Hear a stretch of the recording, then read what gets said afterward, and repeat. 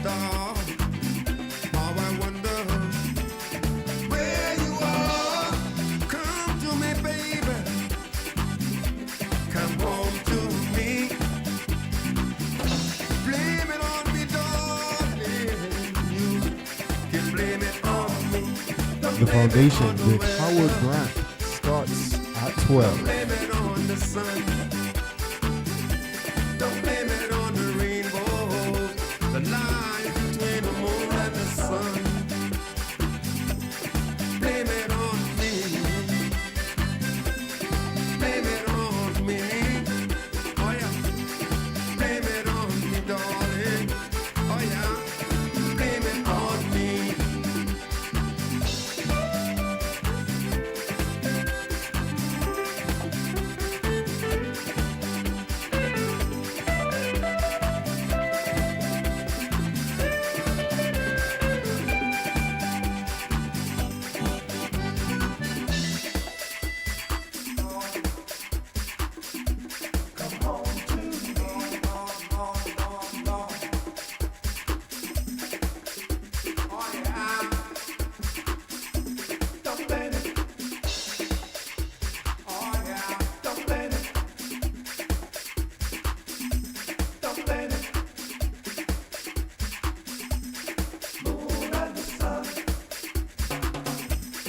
Blame it on me. Blame it on me. Blame it on me, darling. Oh yeah. Blame it on me. Don't blame it on the weather. Don't blame it on the sun. Don't blame it on the rainbow. The line between the moon and the sun. Blame it on me. Blame it on me. Blame it on me, darling. Oh yeah. Blame it on me. Bum bum ba-de. Bum bum ba-de. Bum bum ba-de.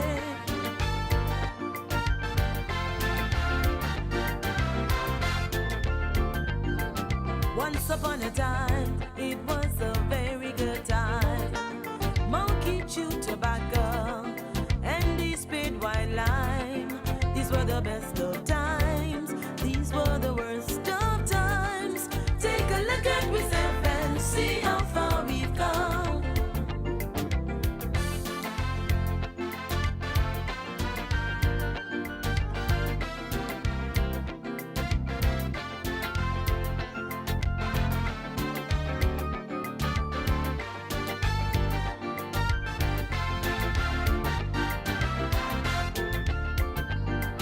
Over the years, we've been through so many things. Depressions, wars and hurricanes. Struggles on every side, trying hard to survive. Dealing with all that life had to bring. We had to leave our homes and families. Looking for employment overseas. Facing the daily plight of fighting for equal rights and trying hard just to succeed. We found prosperity, trading illegally. Liquor that's US bound, money like dirt can done. People from far and near, trying to get their share. Listen how the story goes. Once upon a time, it was a very good time. Monkey chewed tobacco and he spit white lime. These were the best of times. These were the worst of times. Take a look at yourself and see how far we've come. Oh, bum bum ba-de, bum bum bum bum ba-de. Hey.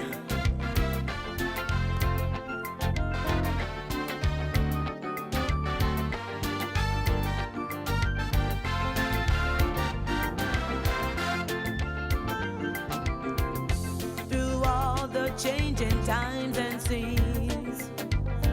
We had to find a way to fulfill our dreams. We had to take control by marching down Burma Road and claiming our own victory. Bring it up to 1965. Matters that affected all our lives. Feelings of discontent, money for certain men. Tensions were starting to rise. Changing the government, that's what the people said. Getting our equal place. Speak up, throw out the mess. Starting a brand new day. The people now have to say. Listen how the story goes. Once upon a time, it was a very good time. Monkey chewed tobacco and they spit white lime. These were the best of times. These were the worst of times. Take a look at yourself and see how far we've come. Oh yeah, Bombay. Oh yeah, Bombay. Boo boo boo. Bum bum bum bum.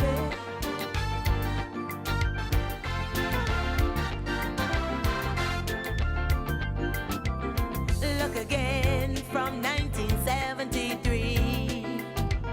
Independent Bahamas for you and me. The aftermath of every social revolution brings about change. Cultural norms and landmarks shift as our minds and hearts expand beyond the familiar.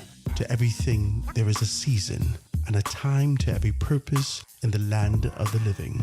This is our time to renew, revive, and restore the hope lost to the busyness of life. This is our time to dig again and rebuild from the storms of our past on a solid footing that holds. Welcome to the foundation. The foundation.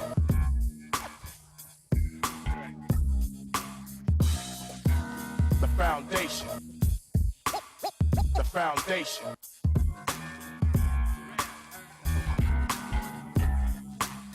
The foundation.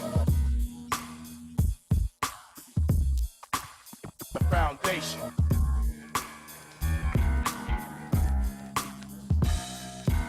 The foundation.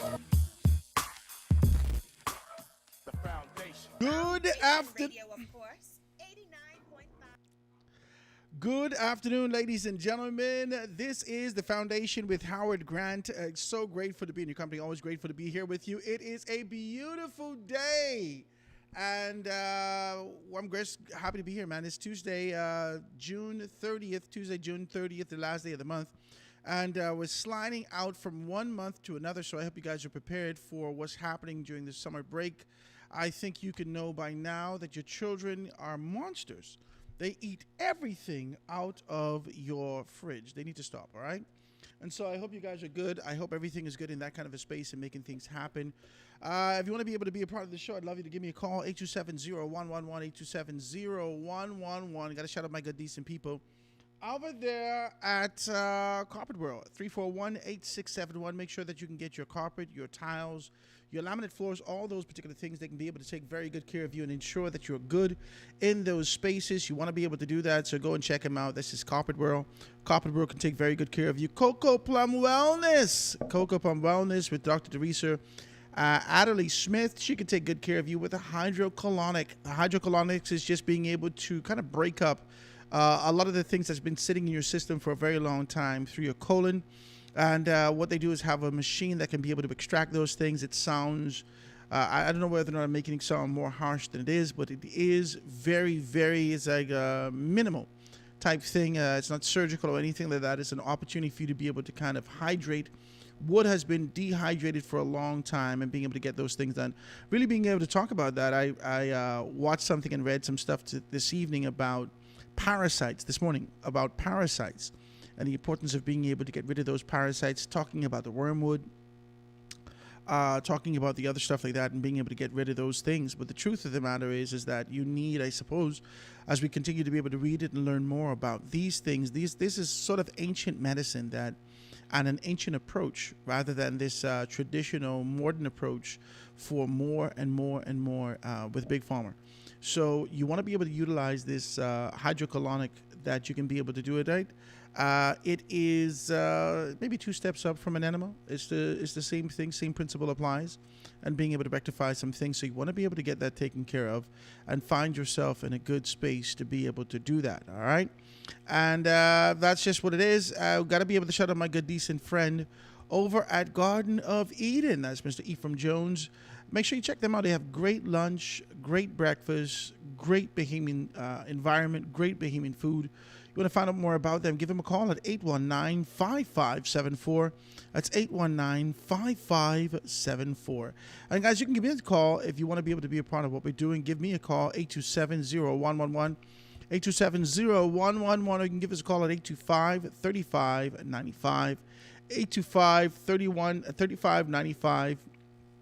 We are on the foundation242.com, the foundation242.com. You can be able to pick us up from there, and you can also pick us up on Foundation 242 across social medias, so you can be able to see that in those particular areas. Guys, let me know how I sound on those particular. If you could hear me, on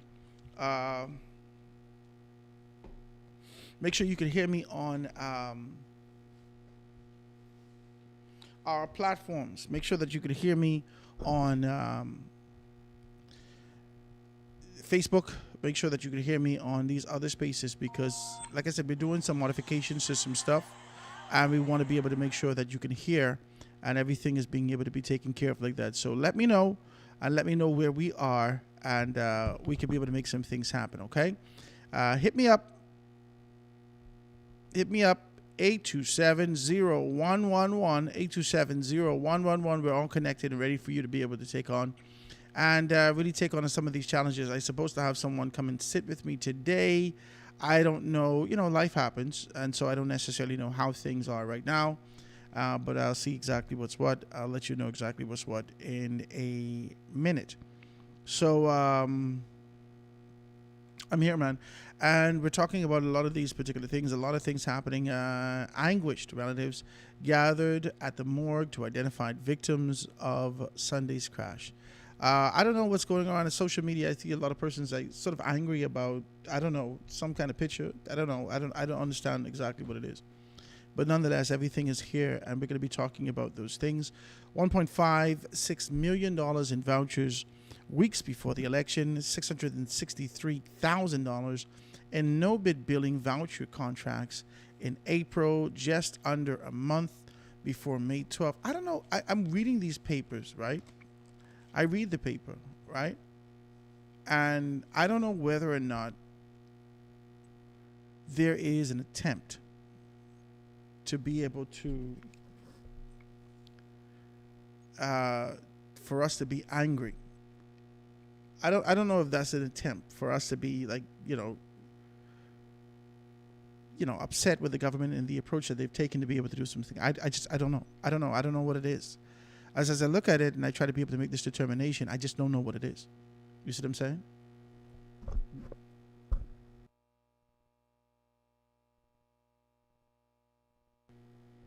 Your mic open. There. Never mind. I'm getting some feedback.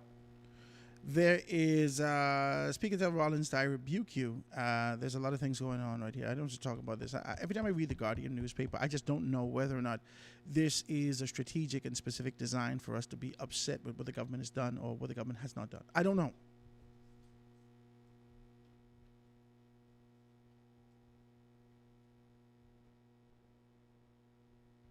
I try to figure that out. I try to figure it out and try to be able to take on this approach and understanding it with this level of patience. Now, I don't know whether, no, I got to be honest with you. This has not always been like this, not for me. Okay?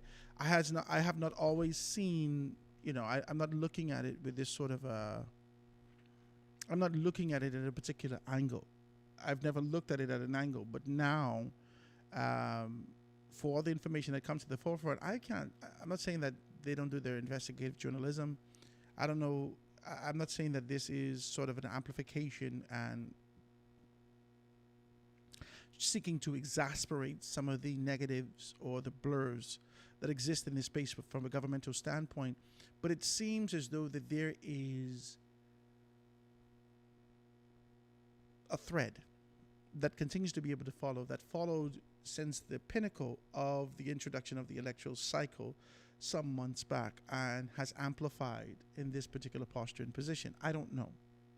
And so you don't ever want to be able to levy anything on any organization.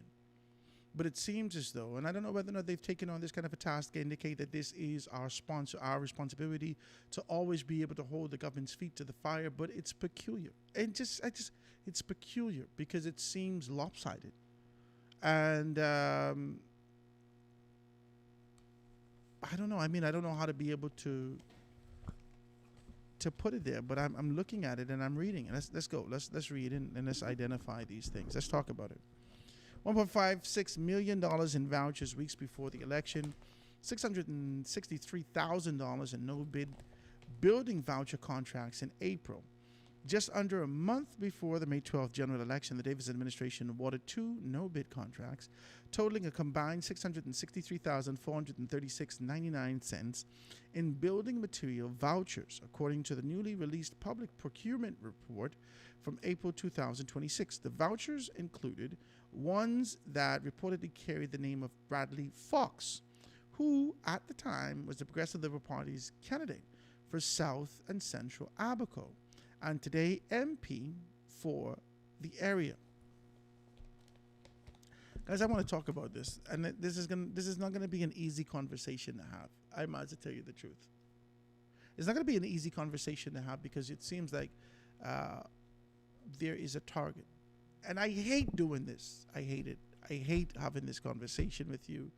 But I feel like this is a lopsided posture and approach from a journalistic position, from an organization that has been trusted in this country for a very long time, for an organization that more specifically the Free National Movement uses relentlessly to be able to identify their position and to fortify their position by being able to say, hey, print it in the Guardian today, such and such and such, whatever. They continue to do that.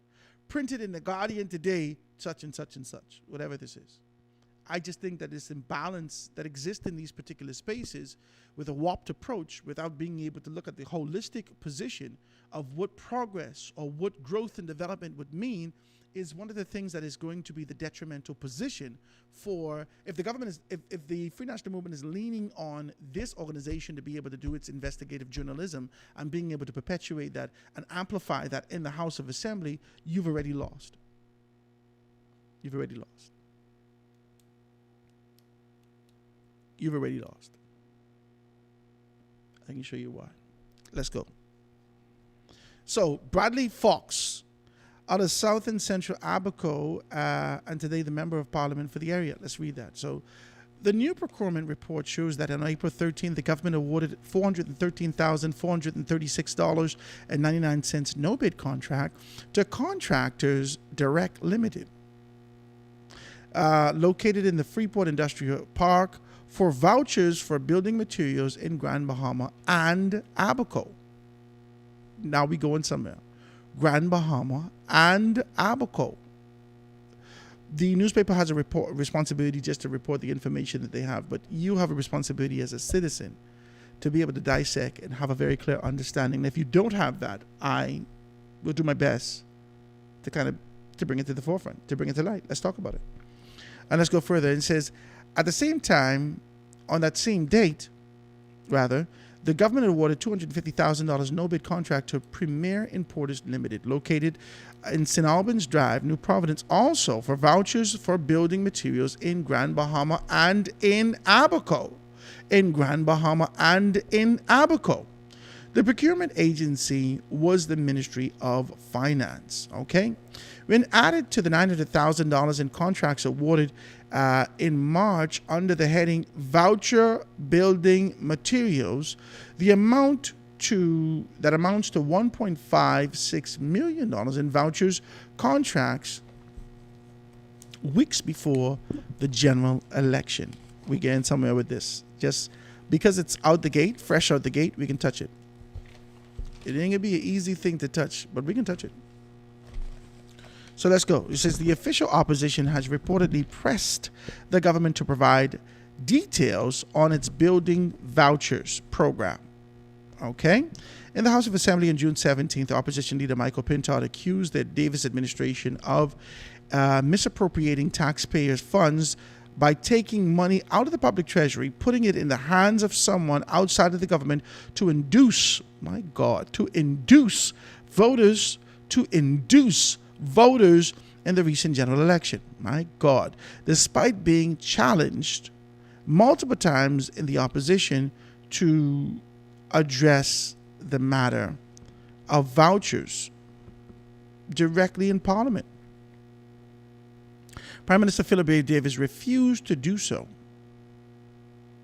More than a week after he was contacted by the Nassau Guardian, this is the Nassau Guardian that we're reading, Fox, who promised to return the call, never did so. Says the Davis administration has never denied that the candidate's name was on the building vouchers handed out during the PLP's campaign. Fox was also made no such denial.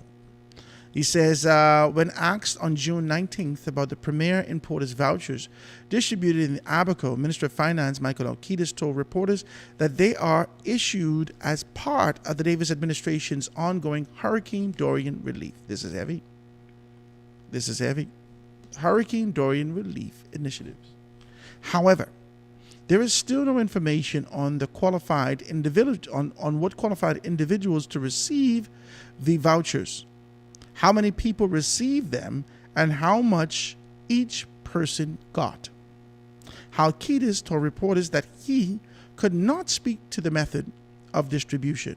That's not his responsibility. That's not his constituency. His responsibility is to be able to identify, allocate, and distribute the funds to the various persons who will be doing that kind of disbursement. That's not his responsibility, but okay, go ahead. Individuals are still impacted or still feeling the impact of Hurricane Dorian. And so there's a program to do small homes repair. It's also here in New Providence where individuals may not have the wherewithal to repair their homes, and throughout the islands. I know in Inagua and other islands, these programs are ongoing. This is what the minister said. Okay, he goes further. He says, the fact of the matter is that the issue was raised, I think, because of the transparency of the process, where if you look at the newspaper, you see that the March report, the monthly report of the procurement board printed in the newspaper showing that the issues went through the procurement board. I think they, the opposition, may have other issues as to the method of someone of the distribution. I can't speak to that. Now let me just take this from here very quickly. Under the Progressive Liberal Party during Perry Christie's reign and his position after hurricanes and the issues that would continue to be able to ravage Grand Bahama, Michelle Reckley was responsible for the urban renewal and distribution. Grand Bahamians took it a significant task. They started to talk about how she was identifying PLPs and only being able to take care of PLPs, so forth and so on. And it really was, it was a significant situation. I believe that she actually had to answer for some of these particular things, and you're really trying to be able to pull her name down significantly. Okay. After Michelle Reckley, that they made modifications to the program entirely, put other persons over it, and then during the Hurricane Dorian more specifically, you would have been able to see that the Free National Movement made solicitation over the world, the whole world. Billions of dollars in promises they was looking for. They get some promises, they ain't get the money. And in the midst of being able to get these particular things, persons would have been able to pledge wood upon wood upon wood. And unfortunately, that wood post-election, years later, was still stacked up, never distributed to those particular persons who would have suffered in North Abaco and, North and Central Abaco, and definitely in East Grand Bahama, okay? East Grand Bahama would have been able to see sort of a, I don't know, I want to be able to say like it was just topical. The oil that spilled on the ground there, all they did was just throw tar over that. The earth, they didn't dig it up. They didn't do anything like that. They didn't do nothing. They didn't make no requirements. Under the Free National Movement, they did absolutely nothing to be able to ensure those things are taken care of. Kwesi continues to be able to agitate for all manner of things, but never been able to rectify the issues that concern his constituency and the spaces that he's done. Let's just be very clear about that. This is what happened. Now, this administration, with a dual purpose in mind, strategically identifying those persons who would have needed assistance and being able to lend that assistance through their candidate to be able to present to those particular persons and say, hey, listen, why don't you take these particular things into consideration, and we want to be able to extend this to you. Okay. There's no mechanism in place to identify that a candidate can't do that a government of the day can't do that, and the government of the day cannot identify who they wish in terms of distribution. There is no law that indicates that they can do that. This is a conversation about perceived ethics. That's what this conversation is about. Perceived ethics. And as a result of being able to have this platform, expanding that concept of the perceived ethics to be able to make some assertion in your mind and to be able to strategically put the mustard seed of consideration in there to say to you, maybe there is something untoward in this particular space. That's what they're doing. In the midst of that, I say to you, the FNM did absolutely nothing for North Abaco except the relentless paper consideration, right? Let's talk about this. All they would have done is create bodies of persons to congregate and make assessments. They've never taken action the way that they were supposed to. That is the Minnis administration. They have never taken action post-Dorian the way that they were supposed to. Okay? From the repairing of homes, for the rebuilding of homes, for the resurgence of persons being able to come back to Abaco, for an opportunity to be able to build these things, they have kicked the can down the road. This administration, the PLP administration, the Davis administration would have identified these things. Under its first term, they would have made some modifications, some inroads to be able to do these things, but there is much work to be done because North Abaco and Central Abaco, I don't know so much about South because that's a lot of persons would have gone south for refuge. North Abaco and Central Abaco was ravaged. Infrastructural, positions in there, eaten up and gone, boom, gone.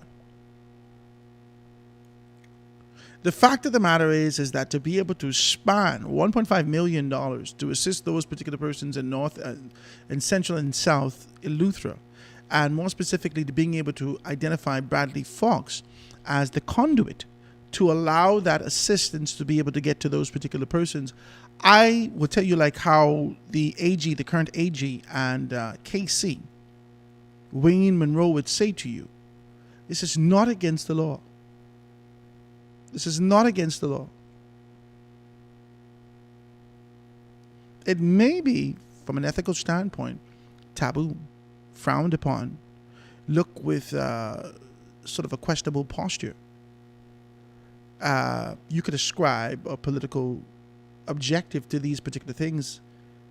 You can't say that these persons would have done these things and stole anything. They would have received it. There must be a credit and a balance in these particular instances.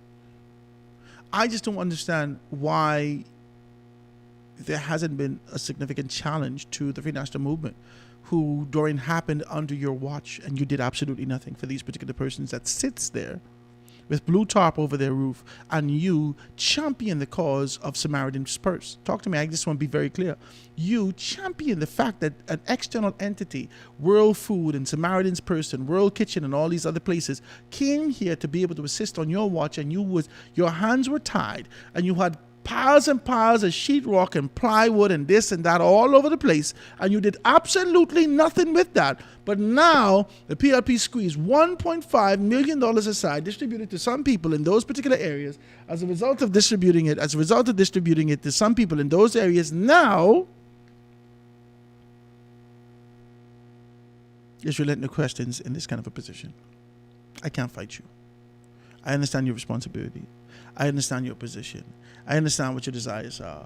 I understand that you need to be able to create these stories to be able to identify these things. I understand that. But we live in real times. We don't live in this fanciful concept and idea where money's just fall out of the sky like manna from heaven. We don't do that. We live in real times where the reciprocity that you seek has to do with the work that you yield, has to do with the very clear. We live in real times. And ain't nobody care if you squeeze $100 in a t-shirt, $200 in the t-shirts based upon the allegations and based upon the traditional allegations that exist in this society. Nobody care about that. Don't come to me with no t-shirt, my roof leaking. We don't even sleep in the back room no more.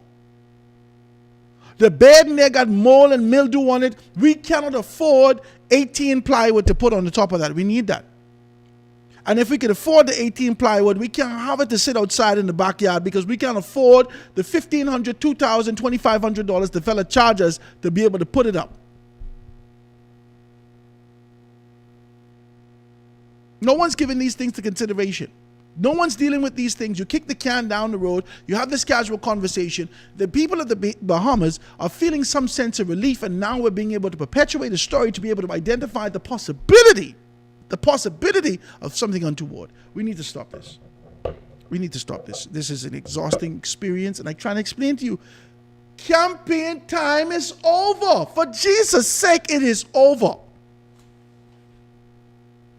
The Nassau Guardian has created more of a defense to be able to identify the possible pitfalls and what the PLP has done more than the Free National Movement. And the Free National Movement, in a lazy posture, has continued to be able to take the paper, the newspaper, on every conference and say, the Nassau Guardian say, the Nassau Guardian say, the Nassau Guardian say. When the hell you can do your own work?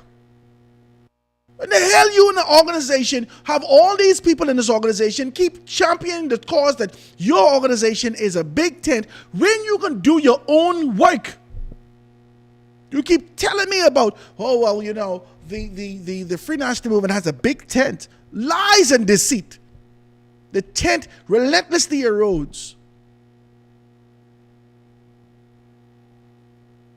Relentlessly erodes.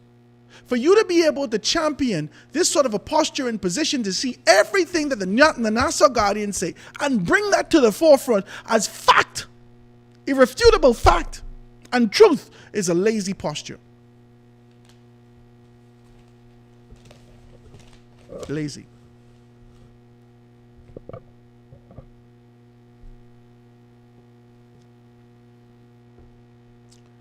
Between the Nassau Guardian and the Free National Movement, the campaign has not stopped. And you could read it for yourself. Look at this. Look at this.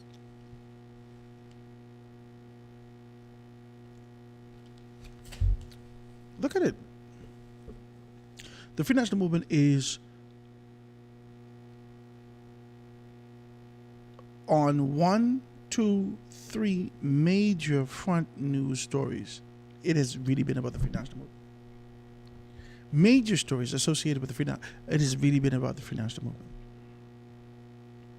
$1.56 million in vouchers weeks before the general election. Free National Movement. Let's just be very clear about that. Speaker tells Rollins, I rebuke you. Front page. The quote in the front page is that I am not covering for anybody. The Speaker of the House of Assembly would have been able to say this. I'm not covering for anybody in this honorable house. I have nothing to gain. Nothing to gain by covering for anybody in this house. In this honorable house. And you better behave with it when it comes to me. Stop it. Stop it. This is what Patricia DeVoe said to Andre Rollins. Dr. Andre Rollins. And I know your posture is, maybe she shouldn't be aggressive like that. But the truth is that she's shown us who she is from the inception, from her first time with the introduction of who she was. Even prior to that, we understand this sort of an aggressive nature and her as a stickler for the rules and her posture. We understand that. We understand that. We've taken on that kind of a position. And we also understand who Dr. Andre Rollins is. We also understand from his history in the House of Assembly, his history associated with politics, that he provokes. Yeah, this is subtle pecking and provocation. He's the embodiment thereof, and it's for his organization, and we don't fight that. But this is what we're seeing, and to be able to amplify that, to be able to stretch that far and west, far as east is from west, it's a peculiar thing. I can't fight you. I ain't gonna get in your business and all these things. I can't fight you. I just can say this to you. Pintard wants to investigate Top Notch. Free National Movement leader Michael Pintard has asked Police Commissioner Shanta Knowles to expand the police investigation into allegations stemming from the U.S. criminal complaint regarding drug trafficking, to include the forensic examination of the banking relationship of top-notch builders and any associated entities. Right? He says that saying new claims in the case affect the integrity of the Bahamas financial system. I don't know what Michael Pintard's.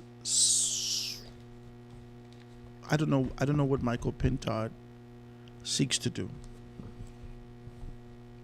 I don't know what Michael Pintard's overarching objective is with this relentless probing and pegging into an issue and expanding on this on a day-to-day basis. I don't know.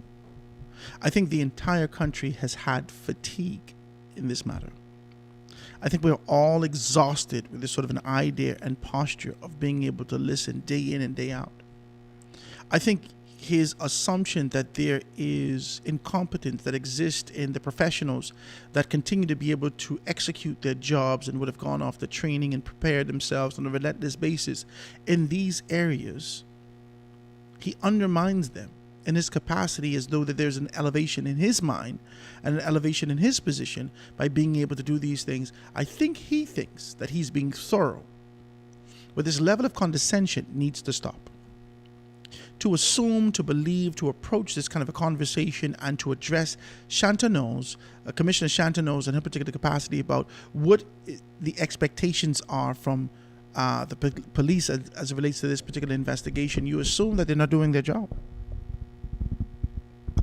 And this amplification of a conversation to say that there is, even subtle or pronounced, that there is a stream of corruption, and so many persons are connected to it, and continuing to be able to amplify that over the seas, over the waters, fortifying the U.S.'s position by being able to state that there is something untoward. I think it's poor, and as a politician, I think he has a responsibility of being able to do better than this. Can I say this to you? As a politician, he has the responsibility of being able to speak with clarity and strength, and being able to, in this instance, being able to cast a vision. This relentless perpetual position, this regurgitation of the fact that the PLP are criminals. They are criminals, they're criminals, they're criminals, has to stop. They're corrupt, they're criminals, there's something untoward, there's this, there's that. This idea of being able to amplify these things is truly an exhausting experience. I just want to say this to you. It's truly an exhausting experience. I just got to say this to you. I am absolutely exhausted by being able to listen to Michael Pintard on a day in and day out basis, being able to stretch Eric Gardner from pillar to post. I don't know if anything has come out of it anyway. Let's read some more. Pinta's concerns were outlined in a letter sent yesterday to NOS, Minister of National Security Miles LaRota, and Attorney General Wayne Monroe. The letter was also released to the media. Pinta wrote that since the FNM's initial June 11th letter and to the police commissioner calling for an investigation into a drug trafficking allegation stemming from the sworn affidavit filed in the United States court, more information has come to light that strengthens the basis for a targeted financial investigation into potential money laundering, non-disclosure of beneficial ownership, and the misuse of corporate structures to conceal control of funds. Pintard wrote that there appears to be an inconsistency between top-notch builders' formal corporate records and the apparent exercise of control over the company's financial accounts. When we get back, guys, I want to be able to talk a little bit about this and find out about these things. Let me just get a couple of things taken care of. Quick break, guys. Going to be. We'll be back right after this. The foundation. The foundation. Soft yet firm. Our carpets are the best in the world. Visit Carpet World on Baloo Hill Road for the most luxurious collection of fine carpets. Call 341-8671 and visit our store, offering a wide selection in commercial and residential indoor and outdoor carpets, tiles, area mats, and much, much more. Carpet World and Flooring. Call us at 341-8671. We are at Baloo Hill Road waiting to serve you. Sell All Electric has all your electronic needs. If you don't believe me, pass by and take a look at our vast inventory. We are located in the Marshalls Plaza, Carmichael Road. Our store hours are 9:30 a.m. to 5:30 p.m. Give us a call at 242-361-7265 or email themarshallsgroupltd8@gmail.com. Or you can visit Games and More in the Southwest Plaza, Carmichael Road. Sell all. Come on in and take a look. You are in tuned to Foundation Radio 89.5 FM. Great talk, great music, and a great staff. Reach your customers in style by advertising with us.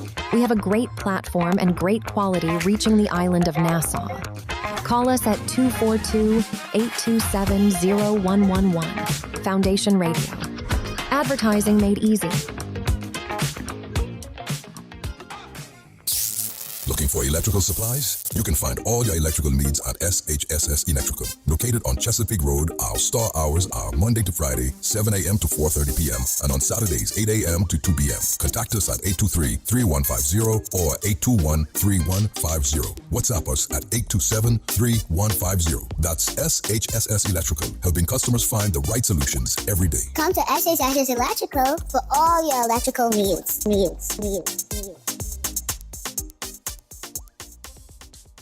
Coco Plum Wellness Bahamas. Experience the extraordinary fusion of open system hydrocolonic hydrotherapy and holistic rejuvenation. We are located at the One West Plaza for your convenience. Cleanse, revitalize, nourish. Your journey to good health, energy, and vitality begins here. Whether you are managing your health or just simply seeking a boost, Coco Plum Wellness is here for you. Call 242-818-7586. Your wellness comes first. Residence Resort in the Garden of Eden is an ideal place for weddings and honeymoons in a tropical island setting. The dining experience is unforgettable, and it is filled with a warm and gracious cultural vibe. The atmosphere and service is second to none. Enjoy our pool bar on hot days or cool evenings when you just want to relax and have a few cold drinks and appetizers. We are located at Eastwood, Fox Hill, Nassau, Bahamas. Phone 242-819-5574. That's Residence Resort in the Garden of Eden. Come stay with us.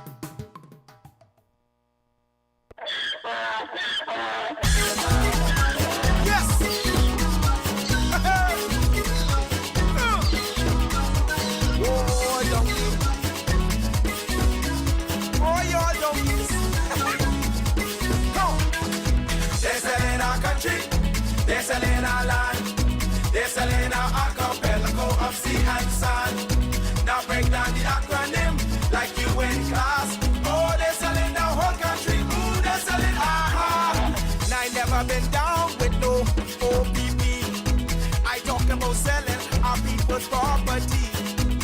don't know who doing it, so don't row me out. Don't send no police round me and tell me shush my mouth. Where's our conviction? But where's our pride? We selling everything, selling our backside. Just go online, it'll make you sick.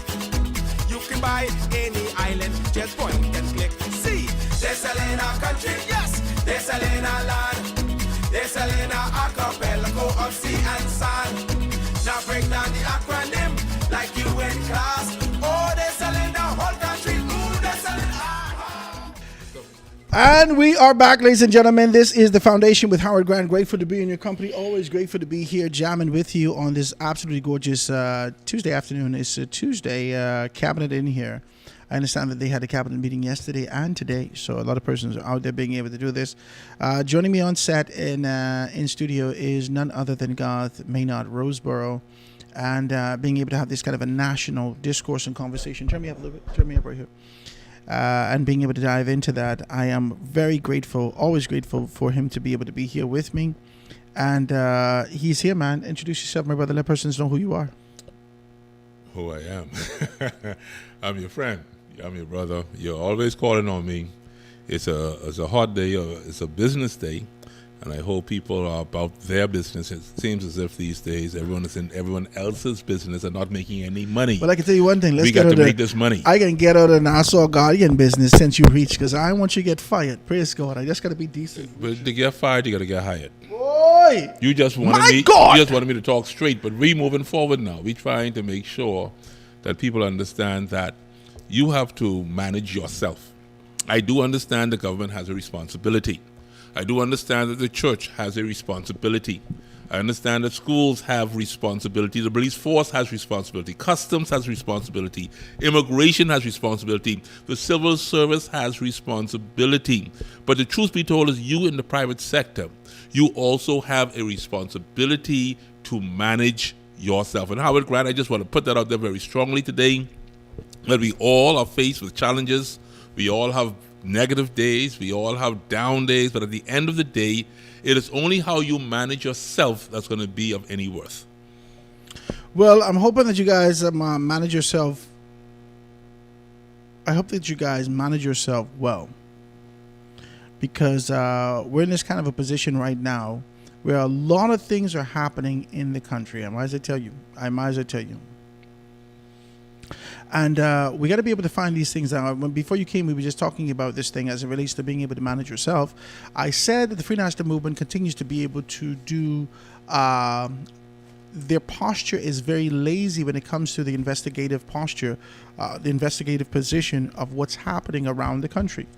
Mm-hmm. They relentlessly use the Guardian as a source when they go in the House of Assembly, when they're standing outside the House of Assembly, to be able to say it was printed in the Guardian, despite the fact that there is retractions all the time in the Guardian or in the Nassau, in the Tribune, any of these particular papers. They continue to be able to retract conversations, information, so forth and so on. One of the papers had a man entirely dead the other day, and then they had to apologize to the man that he wasn't dead. He said, "Oh my God, I died. I didn't know I died," and he's reading the paper, but yet the Free National Movement takes on this kind of a posture and uses the paper as a tool in their arsenal to be able to identify these things, seeking to be able to go into the House of Assembly and said, "Thus saith the Nassau Guardian." I think there's a lazy posture, lazy position, and they've continued to do that.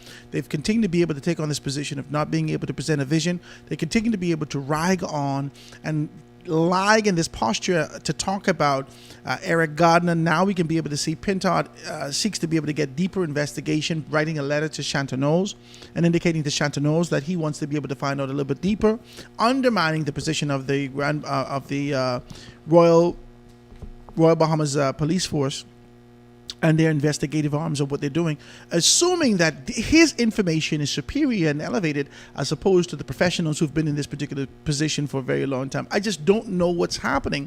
And I believe that this is that kind of, when you pull that one thread and you keep on pulling that thread, next thing you know, you're naked because you have dismantled the fabric of the thing that held us together simply because of your inquisitive nature without cause. I just want to be decent as I say this. Talk to me. Yeah, well, I know that what they're seeking is an emotional victory. They're trying to get into the hearts and minds I like that, Garth. of the Bahamian people in order to persuade them to support. We can clearly see... But they keep using the same posture, and this is the It's not exact working. same approach It's not working. that It's not working. the COI used. It's not working. They follow the COI. It's not working. What has to... Nobody responding to your emotional thing. Ain't nobody into that. No. I would like to offer some consultation as to what they can do. For what? They don't want that. But this is what I'm saying. But guess who will take it? They won't take it, but guess who will take it? Who can take it? The COI. And this is why the COI is growing. It's because they're listening. And we have always known in previous election cycles that the people have always said, you are not listening to what we're saying. And so if the government can show any semblance of a listening ability, then it gives them traction. And that's all the Bahamian people really want, They want to know they have the government's attention. have been listening to the people. The PLP has been listening to the people. They've taken on this position. They've been listening to the people. They made a determination of how to be able to move. They've done all these particular things. The Free National Movement have been stubborn in their posture, have been defiant, have rejected any course of being able to find themselves in the good graces of the Bahamian people. Mm-hmm. And as a result of that, you have failed again. You failed again. And now, after everything is said and done, the political dust has settled. Everyone's in their position. They're now assigning positions such as ambassadors and filling these various boards. There's an expectation that more would happen after the budget is complete and the cabinet meets and all these particular things are happening. Things are going to be moving around you, and you're still kicking up the dust of a thing that is already settled. You're not prepared to be able to take the next step.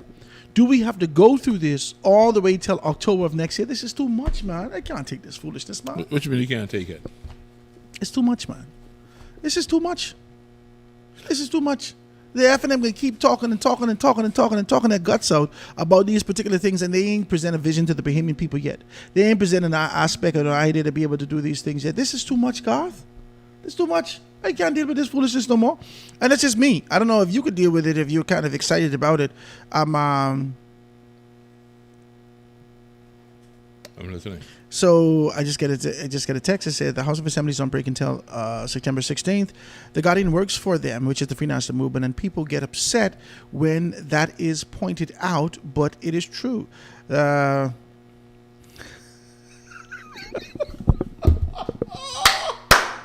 I'm going to read this.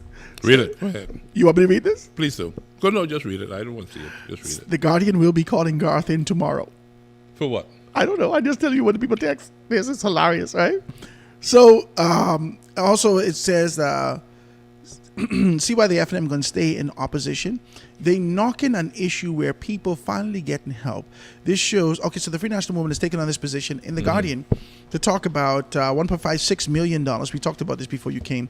$1.56 million in vouchers weeks before the election, $663,000 in no bid building vouchers contracts in April.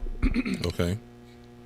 If you read the story actually goes down and talked about Bradley Fox, who at the time was the Progressive Liberal Party's PLP candidate for South and Central Abaco, is today an MP, got vouchers to include his name on those particular areas. So they are in the business of news.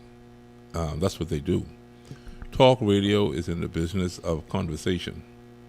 I happen to be involved in the conversation and not the news. Mm. And that is why many times... I like the justification. Well, that is why many times when they have stories such as that, I do not conversate about it. I conversate about building the nation, something that should be neutral, something that should be positive, and that is what I capitalize on. Now, I have been tarnished as a Progressive Liberal Party member.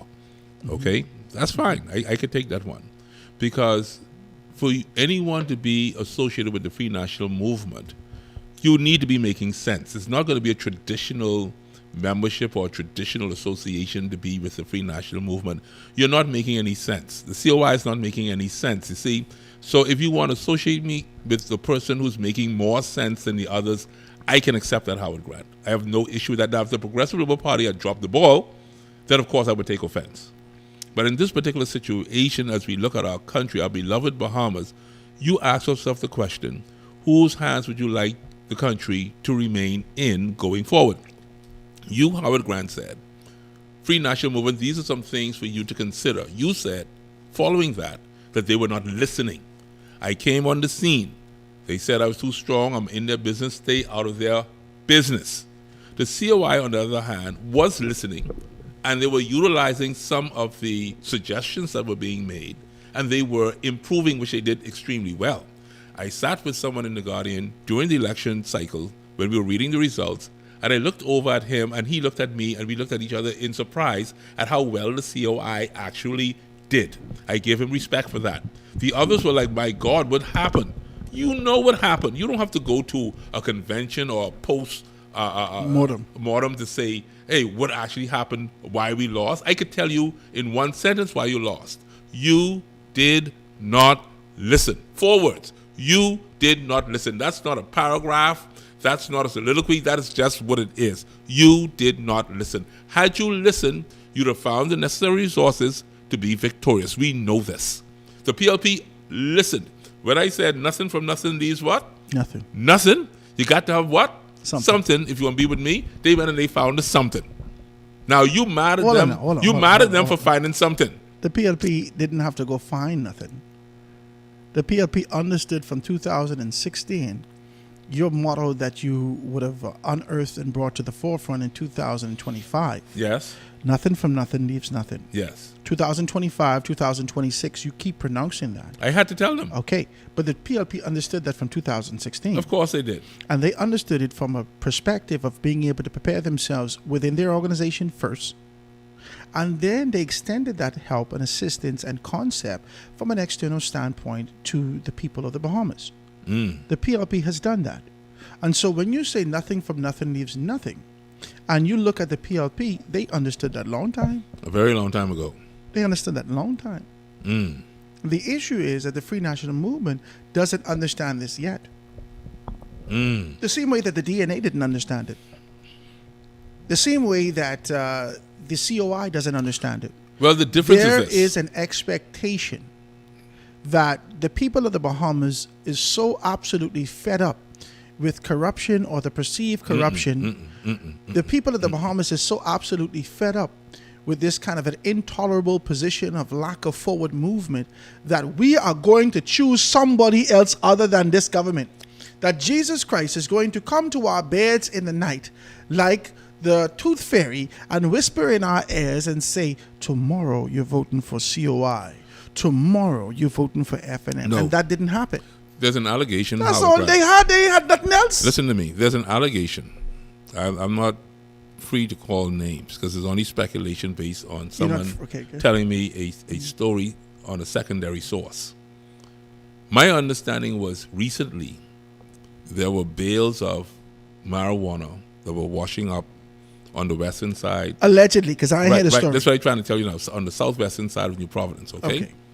Now, I'm not going to sit here and tell the world that this is not a conduit for drugs coming from the south to the north. We all know that to be so. How much comes through, I don't know. Who's responsible, I don't know. I don't know the people who do it. I'm not associated. I don't have no footage. I don't have no facts. I don't have no proof. But this is what the story was given to me. So I just want to tell you the story. Okay. The person who was mentioned is very well known to me as a fisherman.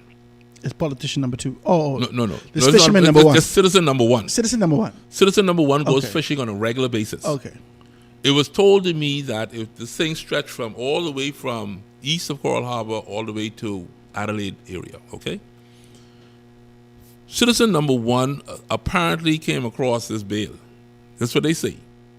Citizen number 1 stopped fishing, and now he on easy street.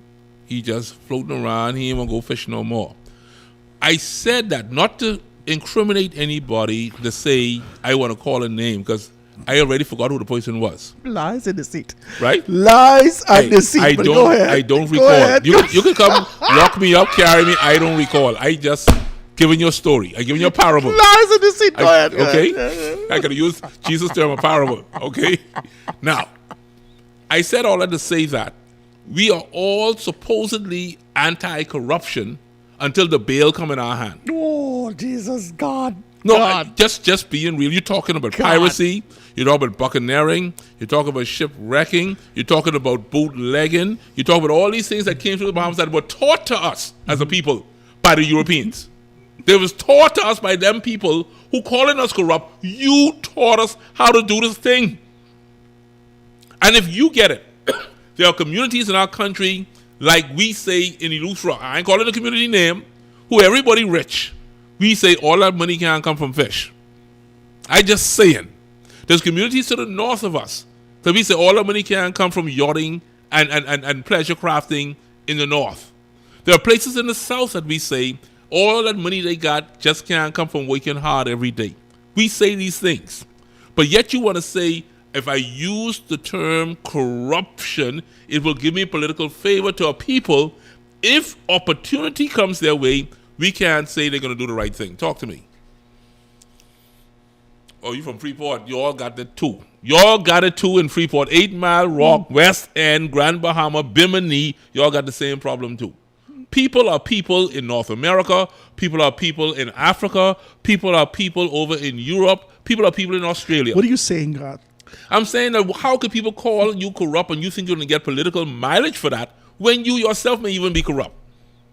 That don't make no sense to me.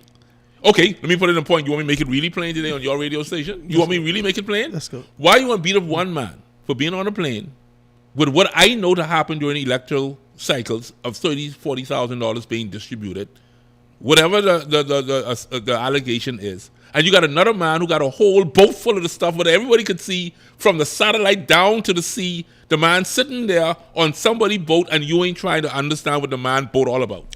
Let's just be very clear. I want to read this again. No, man, you got to stop. As Garth continues to be able to perpetuate and dive deeper into a story, I want to read this text. This text said that the Guardian will be calling Garth in tomorrow. I just want to be able to say that. For what? Right? Because you need to stop. For what? You need to stop, right? You need to stop. Listen. God, we cannot perpetuate and be able to give a solidified position to any allegations. That's what I'm saying. We can't. So stop. That's what I'm saying. Just stop. We cannot amplify and be able to say that the allegations and speculations that exist here, or that exist in the ethos of the Bahamian ecosystem, are true. We can't do that. That's why I say stop. We can't do that. It's just a story. Let's just be clear about it. It's just a story. We can't. So why we keep on talking the story? Just Michael Pintar doing that. No, they got to stop. And the Free National Movement keep doing that. They got to stop. Eric Player Gardner is the biggest demon in the world, if you ask the Free National Movement. Eric Player Gardner is a representation of one of the biggest issues that will face. He's a representation of a notch, only a notch. Just like Top Notch, he may be the top notch, but he only exists in one notch. And there are more notches and loops to be had with the expectation of being able to do this. The Free National Movement seeks to be able to take on the position, and I think that they need to change the organization from a political organization into an investigative branch or consultancy to go find out information, because they seem to have this information unlocked. No, that don't work that way. They seem to have it unlocked. You see, the problem in investigation is that when you want to investigate somebody else, but you got a similar investigation situation in your own camp, your credibility is shot. They don't understand this. What they're seeking to do is to displace a total of 13 members of parliament in the Progressive Liberal Party in order to gain governance over the Commonwealth of the Bahamas. That's what they want to do. They want to dismiss 13. They're going to start with one. That could never happen. That's what they did. That could never happen. They focus on. Let me tell you what they did. Garth. Let me tell you what they did. They focused on the one person who you know has the easiest temperament that you'll ever meet. Easy temperament. Michael Halkitis. Like he's a pushover. Let's start with him. If we get him, we'll follow the cookie crumbs and we'll go ahead and finish off the other 12. That's what they're thinking. Little do they know they started at the wrong place. You can't start with Mike, because Mike can tell you he ain't do nothing wrong. That's it. Now you can go digging all day long, but as Mike told me personally, I don't know what they're digging for, but that ain't got nothing to do with me. I run a clean ship. That's what Mike said. Whether that is true or not, that is the confidence that he gave to me. I believe that. I believe that Mike runs a clean ship. Okay, so Mike is so humble. God, we've been doing this long enough. I've been doing this long enough. We have been in this space long enough. You've been with me all the way from when I was over at More 94 and being able to do my real talk on that station. Now we're here. I got my own station, give God praise. I mean, being able to make these things happen. We have been doing this long enough. We have a relationship with every single, well, not every, but almost every single politician that has come through the halls of Parliament over the course of a decade. We know them. Mm-hmm. We know of them. We've had conversation with them. We know them. We've heard about them. We've sat in spaces where people would say some things. Even politicians themselves would say some things to us. Dead and alive, Garth and I have spoken to them individually and collectively. Let's be very clear. I have never heard anything untoward about Michael Halkitis. Never. And I'm going to be very clear with you and honest with you. Now, you could call some name and ask me some question. I'd say, I hear some things. It is alleged. I ain't going to repeat what they say about this one. I have never heard anything untoward about Michael Pintard. Michael Halkitis. Let's be very clear about this. Michael Halkitis. Okay? Now, I say that to say I'm not putting a halo on the man and being able to put him in this kind of a position to call himself Jesus Christ. That's not what I'm doing. I'm simply saying to you that there are some people that you could be able to target. That's what I'm saying. Michael Halkitis was not the right one. That's what I just said. I just said that to you. Michael Halkitis was not the right one for you to be able to do that. Let's just be very clear with you. Now, as I look at this and I identify these things, it seems like the Free National Movement is doing exactly what Hubert Alexander Minnis would have said. They are taking a long rope and throwing it off, and they fishing from the moon. You remember him saying that? See, fishing from the moon for these particular allegations. The Free National Movement is an exhausting organization who hasn't shifted from its course, and they don't know how to break away from this political malarkey. Now, I'm going to be honest with you. I see leadership emerging out of this malarkey. You want to talk about it? I think we see it, but it doesn't make sense. I see it doesn't make sense. But you don't know what I see yet. Okay, talk then. Let me hear you. You I know it don't make see sense. What I see. So I'm not a prophet. I can't see the future anymore. No. I'm not talking about prophetic. I'm talking about literal. Okay, go ahead. I'm listening. On Friday night, when I was to the event for the 250 years celebration over at the U.S. Embassy, Free National Movement, pushing out in my face. Free National Movement was there. And eat good and everything. Go ahead. It was just a little handful. You put on weight, Howard. You put on 15 pounds. Never. Right? It was just, it wasn't that we just walk around, right? Yeah. So we get there. Yeah. They get there. I saw a member. I told you who it is. I don't want care to call a name on the radio to make it seem like amplifying the thing. But they did.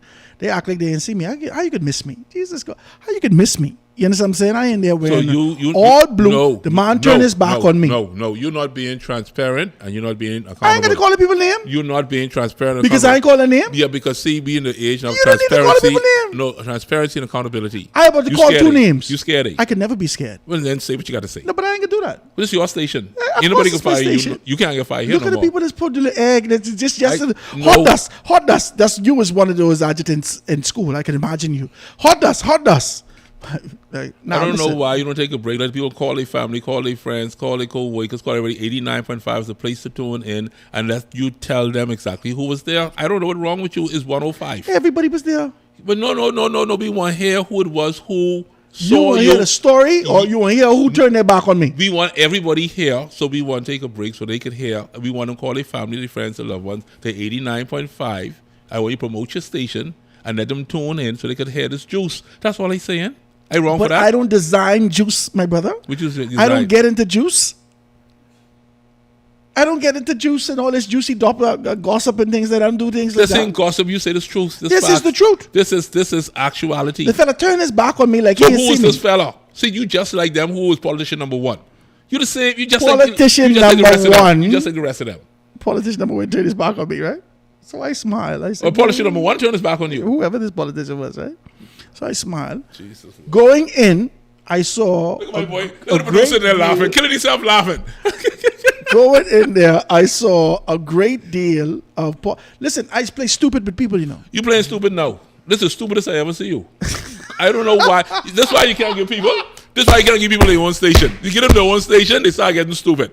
Just say what you got. Ain't nobody gonna fire you. Nobody can fire me. Producer, we can't take no break and come back so people can hear who this person is. God, why did you leave it alone? You bring me here, you know. You invite me here, you know. Leave it alone. Now, let's go. Let me say this. He's scared. He's scared. I could never be scared. He's scared. People, he's scared. Howard Grant is afraid. Look how he's doing the hot dust thing. Hot dust. You know hot dust. You're scared. You Just need talk to stop. straight. Talk straight. Okay, so listen, right? I gone in. A couple of them act like they didn't see me. I didn't say anything, right? It's a few of them.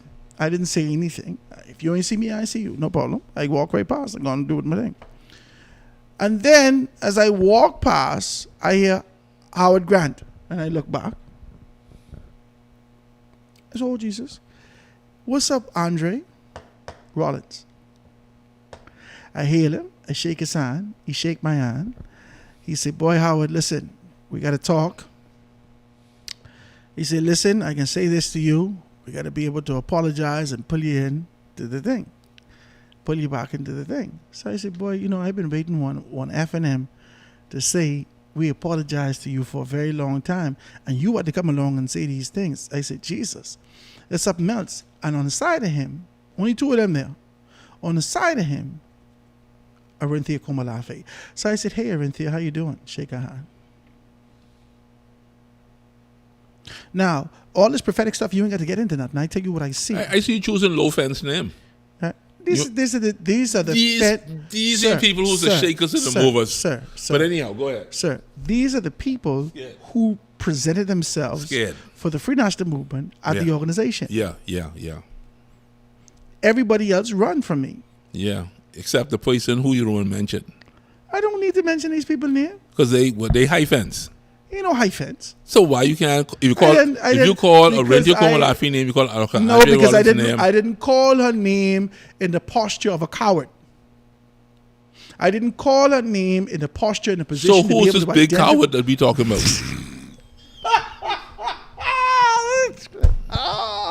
I didn't call her name in the posture of someone who doesn't know how to take political accountability and stand in the position of being able to defend their actions or lack thereof. I didn't call her name like that. I didn't call her name to say that she was present when Andre Rollins hailed me. And Andre Rollins say, it's time that we can be able to apologize and get back. I'm trying to explain to you that Andre has taken on a leadership position in the organization, and sitting on the side of him right there and then was in my mind the view of what they want to be able to project and identify is the new dispensation of leadership in the Free National Movement. Let's take a quick break, guys. When we get back, he can try to be able to get me to call people name, but I ain't gonna do it. I ain't gonna do it. Quick break. Gonna be right back after this. The Foundation with Howard Grant. We'll be back right after this. The Foundation.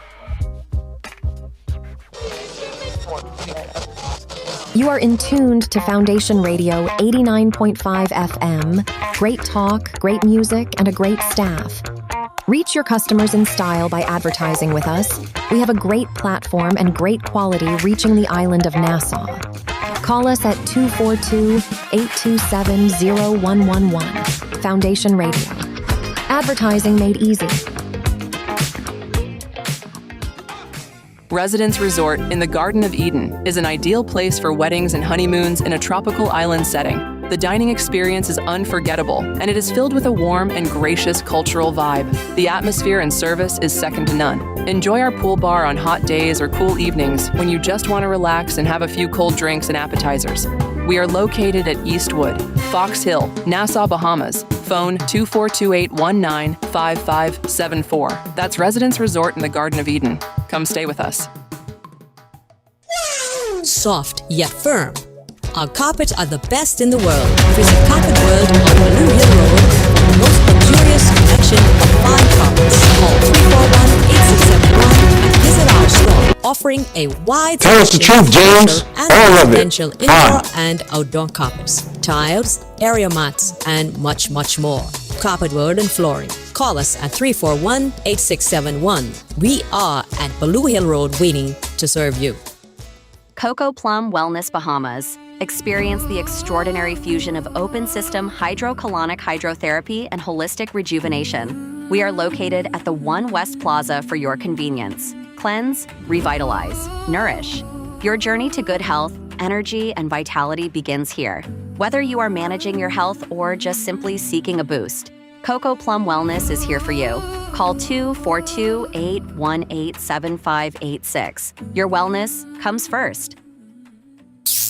Looking for electrical supplies? You can find all your electrical needs at SHSS Electrical. Located on Chesapeake Road, our store hours are Monday to Friday, 7 a.m. to 4:30 p.m. and on Saturdays, 8 a.m. to 2 p.m. Contact us at 823-3150 or 821-3150. WhatsApp us at 827-3150. That's SHSS Electrical, helping customers find the right solutions every day. Come to SHSS Electrical for all your electrical needs.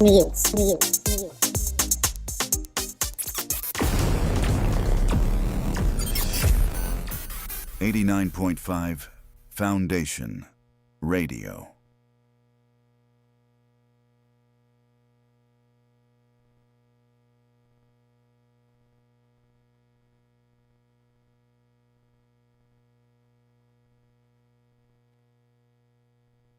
This is the Foundation with Howard Grant. Grateful to be in your company. Always grateful to be here with you. Being able to do this. I was just reading something on the break. I was looking at one thing, and I said to, just sitting right here with Garth Maynard Roseborough, sitting here with me, 19-year-old person, born January 2027, number 8 Rock Crusher off Farrington Road, is gone missing. This information was sent out there, and we can be able to see this, right? So this is the, we read this, that she was missing, right?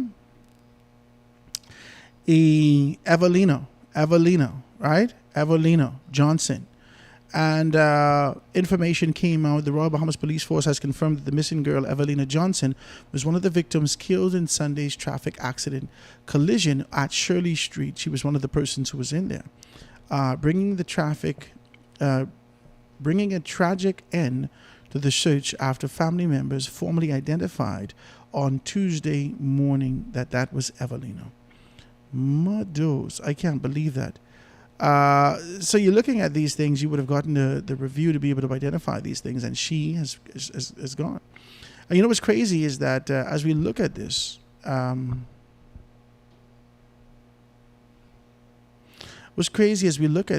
there has been a traffic fatality this morning. Did you see that? There was a traffic fatality this morning, I think, on the out there on Coral Harbor Road. And persons couldn't get out. Did you have a problem getting out today? Oh, I went to the food store right next door, but the road was blocked up. And if you want to circumnavigate that particular vein, you would have to go to Frank Watson Boulevard, go around to Lightfoot Key area, and make your way West Bay towards the airport. Other than that, you'll have to go all the way to Gladstone Road and join the traffic fiasco to JFK, right there by Fusion, and then make your way west on JFK. So many people would have been late this morning for work. It would have been a slowdown for the airport. Was that blue staff. Honda Swift or the little Swift that was Swift. all Yeah, mash up, looked like? Yeah, like a can. Like a can, like Now- when you step on a can. Now, you and I just had a Buddy, conversation. call your boss and say, listen, boss man, I can be late. Get your pink slip and write me up now. But I ain't dead trying to get to your place of business. That ain't You're a happening. man who's get fired, so they don't understand. You ain't scared to get Fire fired. me. You ain't scared. These people are scared to get fired. Fire me. You see? I can be all right. You know what I thought about this morning as I was driving, though? And, normally I speed, too, because Speed? I lived in America. What the hell you can speed in this little car, God? I mean, I borrowed that, but I drive Jeep. But I just saying, I normally could move because I live far. I live 2 days away when in Nassau. My God. Okay. So I thought about it this morning that truly I saw the speed limit at 30 miles per hour, something that I think most people don't even adhere to. But the truth be told, Howard, if we followed the laws of our country, we'd have less mishaps like this.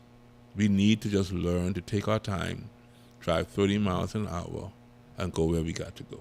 That's just the bottom line. We got to learn this. I don't know where in Nassau you could speed. I know you find ways to do it, but I don't know where in Nassau there is any need to go over 45 miles an hour. This is Howard Grant. I don't know where in Nassau. Now, if you're in Freeport, we can make 350 miles an hour on the road.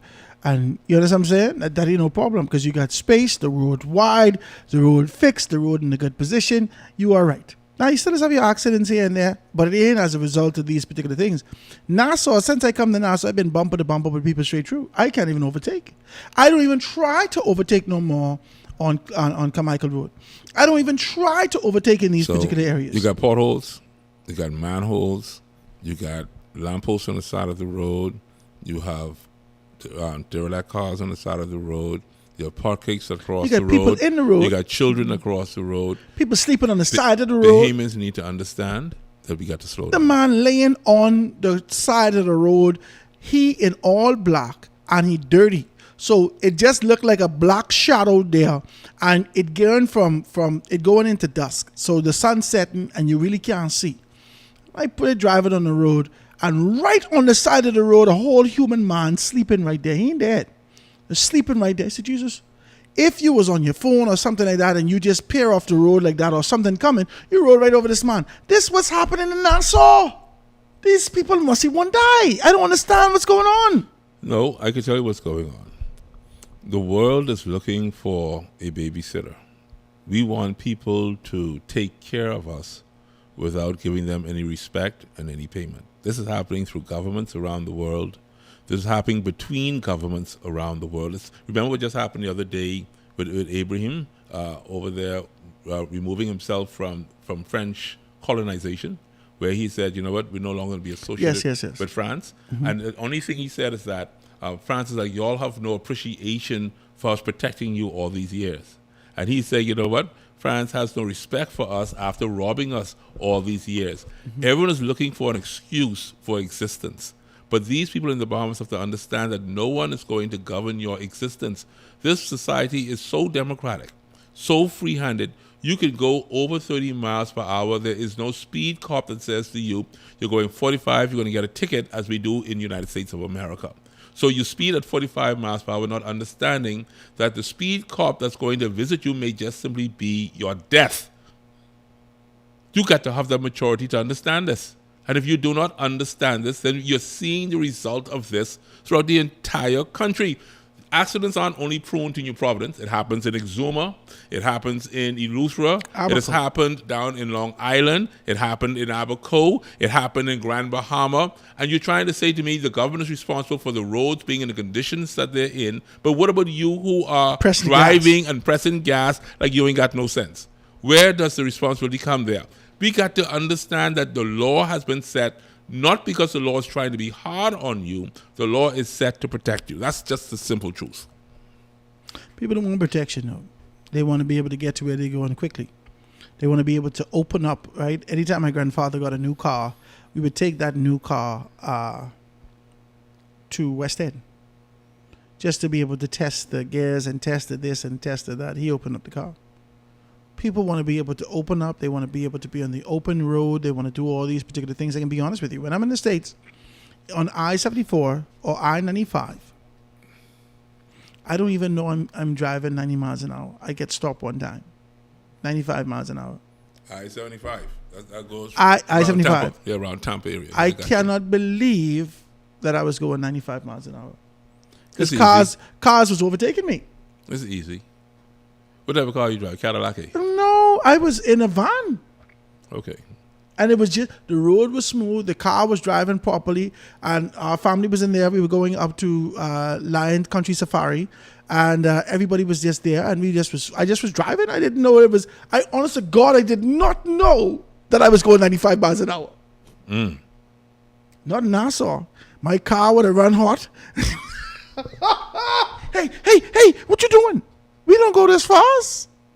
Then in the States, it was a whole different story. So I say that to say I just don't understand why people are speeding in this kind of an area. So here they got to take care of themselves. So here's a nugget for you, even though you said people are not listening.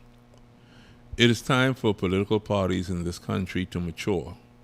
If you're recognizing a trend, for instance, traffic fatality and violence, you immerse yourself in the conversation by taking a public stance, having public meetings and sessions, and trying to say to the Bahamian people, this is what you can control. This is our admonishment to you. Because guess what? If you want to, I'm saying they have to do this on a repeated basis, because this is what brings traction. Traction is when you are present in communities and making bold statements that are true, that people can identify with, that people can believe and say, you know what? These people are personable. These people are humble. These people are accessible. That's what you're trying to sell. It's still generic. It's not an authentic approach to being able to identify something that is truly at the heart of your organization. When the Free National Movement does this, it feels like reaching.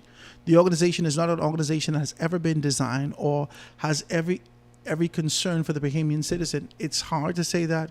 You don't want to hear that. But the Free National Movement's concern by design, by concept, by the approach, by the structure and how they do these things, it's never been for the Bahamian So you're people. saying that there's no room for change and improvement?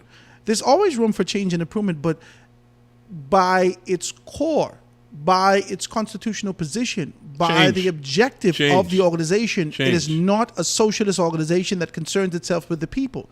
Their desire, their design has always been to be able to create opportunities for big business and external foreign direct interest to be able to come into this space, as opposed to being able to ensure that you take care of people from the inside.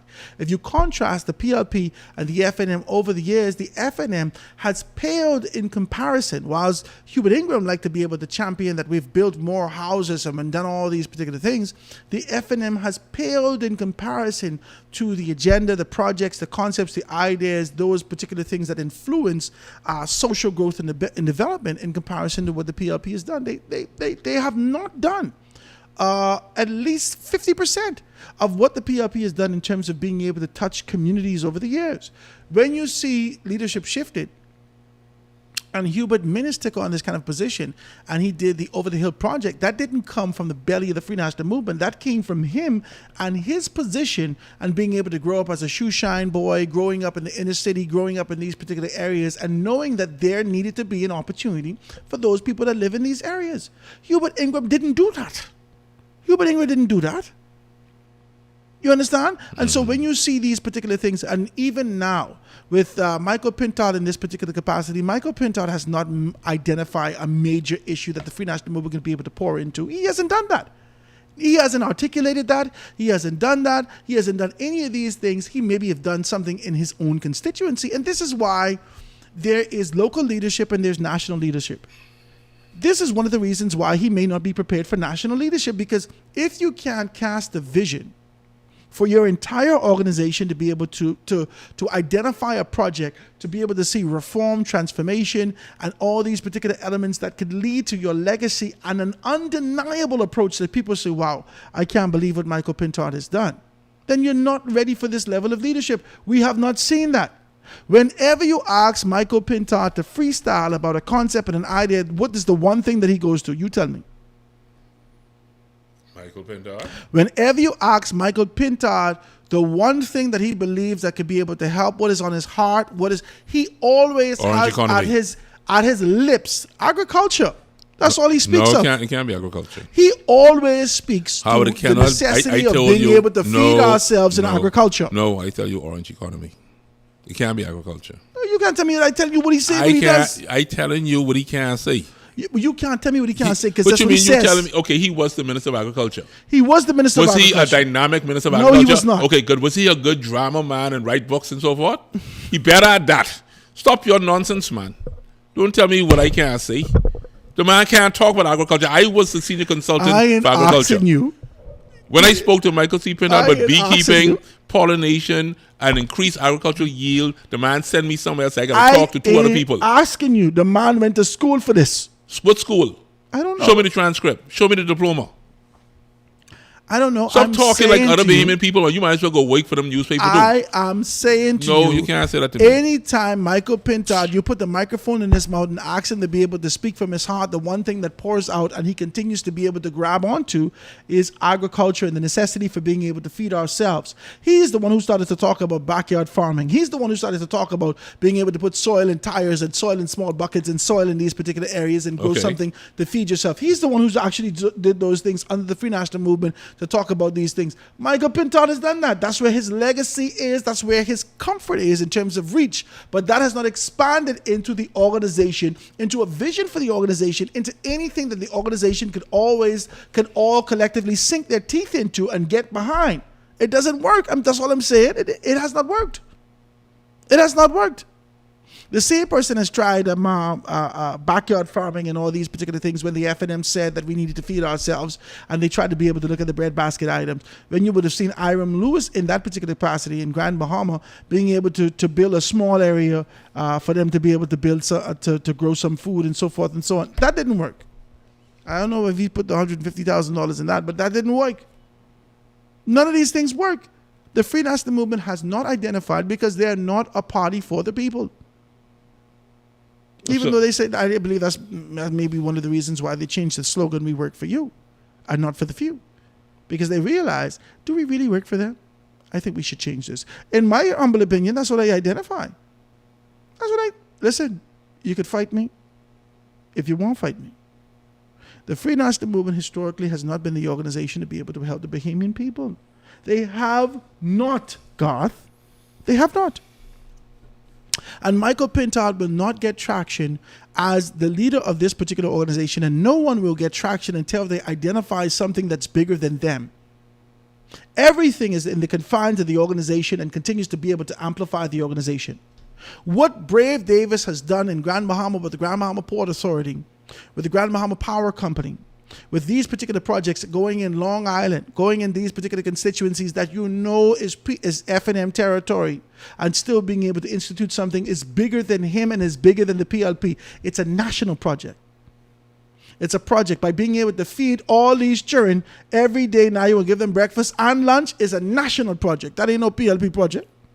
That's bigger than the PLP. Well, I just said that to you about immersing yourself in the community. I just told you about That's that. what I tried to explain but to you tell too. me the FNM can't do that. And No, the FNM don't know how to do that. I'm telling you that's what they need to do. They don't know how to. Well, then they better ask. They ain't ask nobody nothing. How much FNM pastors they got in this country who will kill you for the FNM? Get them. They At know least how to do 1,000. it. They know how to do that. But I talked to a lot of them. Let them do the job. And you know what they say? Howard, the FNM is wrong. They did this and that. Very quietly and candidly, they ain't gonna say that in front of nobody. And they will deny it like Peter denied Jesus Christ. If I say, didn't you tell me, boom, boom, boom? Oh, Howard, I never. I know that they will do that. Yeah, they lies. You understand? They just like St. Peter. I know that they will do that, but I'm saying They'll to you that deny you these 3 same times. people who support the organization, support the Free National Movement, and has supported them all this time, has said to former leadership and current leadership that you have to take care of your people. They will deny saying that there are infractions and inconsistency in the organization right now. The Free National Movement is drowning. The ship is sinking. Leadership is right there and has decided to forget it. He's not going down with the ship. He is setting the ship down, and there is a buoy and a dinghy available for him when all this is said and done. Every one of the leaderships have done that. Every one of the leaders. So let me ask you a question then. You attended a function. You had our friend and brother, Dr. Andre Rollins, say, "Hey, Howard." Yeah, he said, "Hey, Howard, what's up?" He extended an olive branch to you. He said, no. He said he will be extending that olive branch, and he wants to have a conversation with me, and he wants to be able to go on he didn't say it wide and far, but an apology to me meant apology to FNMs. No. The will extend is a public gesture. The private gesture is that I'm letting you know that I'm extending it now. He did that. Okay, good. At his side, you said to witness this is none other than the former leader and I said to him, of the Democratic National Alliance, Mr. Rinthia Komalafi. Yes, and I said to him, I said, former Progressive Liberal Party women's branch leader. Yes. And whose mother is a PLP stalwart councillor. Yes. Okay, but now she is Free National Movement as Cassius Stewart also joined the Free National Movement, Yes. recognizing that there was a leadership deficiency. Yes. The leadership deficiency we saw the first time when Michael C. Pintard, even though he had a Shannon Cartwright, he was in the Carmichael constituency showing a favoritism towards Orinthia Komalafe, because I heard the noise on the street say, where she think she going. Yes. But Michael C. Pintard seemed quite content with her by his side. Yes. So this idea of deputy leadership is a road towards eventual leadership. I just want to put that there. Uh-huh. Being with Dr. Andre Rollins isn't about supporting Dr. Andre Rollins as leader. It's about ascension as a first female prime minister in the Commonwealth of the country. I just want you to understand this. You hit a slippery slope. And I hit no slippery slope. Yeah, I tell you you hit what, a hydroplane just now. I tell you, Your car sliding all over the place, you're doing too much. Let me fly Bahamas Air. You're gonna hit I a can tree. get you there. We don't just live here, or we don't just fly there, we live there. Let me just do You're that. gonna hit a tree, sir. So watch what I'm saying to you again. You said the presentation was that of Dr. Andre Rollins, Orinthia Komalafe, as a possible duo for future leadership. Yes? Yes. Okay, good. I don't see that working. Let's just be very clear about something now. Let me be clear about something. Okay, take a seat of this. That's Peter. Right? That's Peter. Okay. Let's be clear about something. Let me say something to you with clarity right now and make you to understand something. Okay? Though, you tell him come inside, take a seat. Sit on our couch. Praise God. Though we had Orinthia Komalafe and Dr. This is where you hit the hydroplane. Though you had Orinthia Komalafe and Andre Rollins being able to sit there and present themselves accordingly, let's remember something, okay? I'm listening. All of these things that we see that appears to be persons being able to take on the initiatives and being able to stand in certain capacities and say that they are prepared for leadership, they have been sent. Sent. They have been sent, identified internally in the organization as persons who can and possibly will be able to make a significant change for growth and development of the organization. Let's be very clear. There has already been conversations afloat that said that former leadership support for Dwayne Sands has shifted. You would have heard it, I would have heard it. That Dwayne Sands, that former leadership has been looking for another horse to put in the race. That Andre Rollins would have been able to attain and acquire a strategic position in the organization and being able to win victoriously in and be victorious Long Island. in Long Island Yeah. as a result of the support that he would have gotten from former leadership. This is what information came to me. Also, I am made to understand that former leadership has a liking for Orinthia Komalafe. Former leadership. Former leadership Has a liking. for Orinthia Komalafe. Stop. From a political standpoint. Stop. Stop. No, let me finish. I'm finished. Oh, Jesus. And as a result of that, has strategically placed her in the position to be identified and viewed as potential leadership. Because Orinthia is sharp now. Don't fight her. I She's never sharp. said she's not sharp. She's too sharp. That's Okay. what I'm trying to say to you. She's sharp. She's too sharp. Okay? She's too sharp. Now, as a result of that, it didn't, when I saw what I saw, how I saw it, because they were standing side by side, alone by themselves. There was no one there. It was only them two standing by the exit. So whoever could come out could see them standing in this particular Howard, position. why you fight me? I don't know why. I have to tell you what it is. You're getting older. Listen what I just said to you. Go ahead, don't fight me. You said they were sent. You said Andre Rollins sent. Orinthia Komalafe sent. I am saying to you, the personal aspiration of Orinthia Komalafe is leadership. Whether she was sent or not doesn't matter to me. What matters to me is that in the future, in her heart, in her family's heart, she is the future Prime Minister of the Commonwealth of the Bahamas. It doesn't matter if it's PLP, FNM, or COI. She has to get to the position of leadership. Dr. Andre Rollins is one person between her and the throne of prime ministership of this country. That's what I'm trying to say to you. So whether she was sent or not doesn't matter to me any. All I'm simply saying to you is that the combination of a Dr. Andre Rollins and Orinthia Komalafe, who now sits in the Senate of the Commonwealth of the Bahamas, is not going to work. You're looking at people like Michaela Barnett Ellis. You look at people like Miss Gibson. What's her name again? Phrasette. You can never forget her name. I can't get a Phrasette Gibson. But she's brilliant. She's brilliant. Jay Leo is brilliant. The Lincoln Deal is learning and becoming more brilliant. And so when you're looking at these other people who are shining, I don't see her now being able to overstep and become what you think they want her to be. What you see or what you don't see, that ain't got nothing to do with what I see. You still got the names of Rick Fox. You still got Ellsworth Johnson, Rick who is Fox leading. Is not savvy in political politics. You still got Ellsworth Johnson, who's now the leader of the Senate for the opposition. You got these people there. It ain't like these people don't exist. No, listen, Garth. Listen. You telling me about what you see from your political forte and understand. Yes. Yeah, you have a level of expertise. You've seen some things. You understand some things. But that's not what's happening. I'm not saying whether you see or you don't see. There is a presentation, an undeniable presentation that has been that has presented itself to me. To you. Okay? But I'm saying that will not be sold to the Bahamian people. But you have to test. This was the beta. You have to test the product before you put it out in the market. This is the same way you got to have the postmortem they situation. testing the product before they put it in the market. When they didn't waken. So Andre said to me, we And that's have my to friend. extend these particular things to you. And they know I would talk about these things because this is what I just do. Okay? Yeah, but he needs to find another running mate. Andre can't find no other running mate because he was identified to be in the position that he's in. He didn't take on this position and say, I will run for leadership. He has been, I keep trying to explain to you, political organizations don't do it. Okay, let me don't talk about the PLP. The FNM don't do it like how you think they just do it. But listen to me. Ain't nobody to stand up and say, I can do this in the FNM. You cannot do that. You cannot say, I can be leader, I can be chairman, I can be this, I can be that in the FNM. You cannot do that. If you seek to do that, you have to identify the proper people to carry your water for you. Now, if you have to pay them, or if you have to be able to give them some kind of favor, or if they like you, or whatever the case may be, that's how you can get your name on there. But you don't jump up and say, I won't be chairman. That don't work like that. Okay, so since you want to have it your way, and that's a call, and you want to be stubborn. That's Julian. Go ahead, take Julian's call. Go ahead, Julian. What's happening, my brother? Good to have you on the show.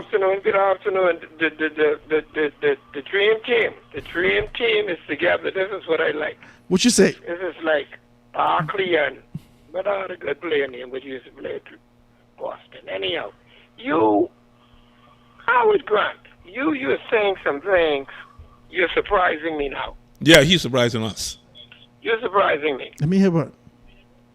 The next leader. I did not say that.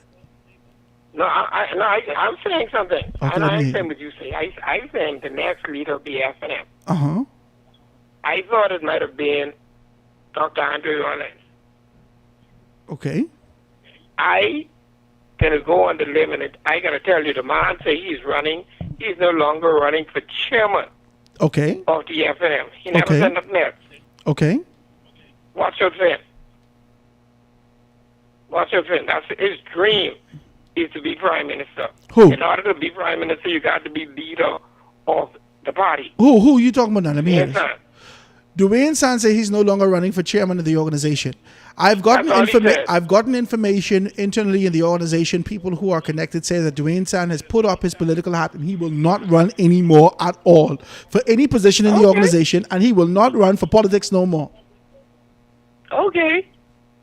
I think That could be a I side- think I that saw could be a Dwayne side- Sands That could be a sidetrack. at the That corner could of be a my eye. sidetrack.